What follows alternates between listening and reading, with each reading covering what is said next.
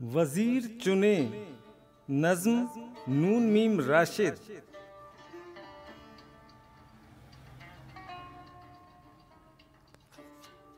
तो जब 708वीं रात आई तो कहने लगी शहरजाद, ए जवां बख्त ईरान में एक रहता था नाई।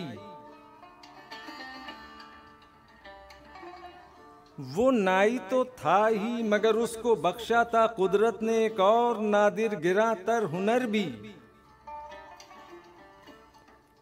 कि जब भी किसी मर्द दाना का जहन रसा जंग आलूद होने को आता तो नाई को जाकर दिखाता कि नाई दमागों का मशहूर माहिर था। वो कासाए सर से उनको अलग करके उनकी सब आलाइशें पाक करके फिर अपनी जगह पर लगाने के फन में था कामिल।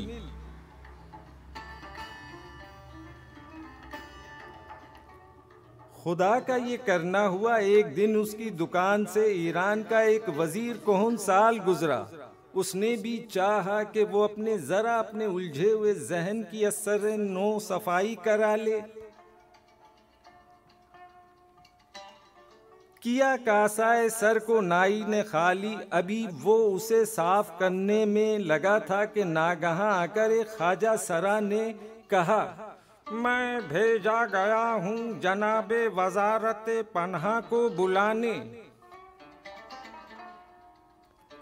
वो इस पर सरासीमा होकर जो उठा, वजीर एकदम रह गया पास दल्लाक के मग़ज़ उसका। वो बेमग़ज़ सर लेकर दरबारे सुल्तान में पहुंचा,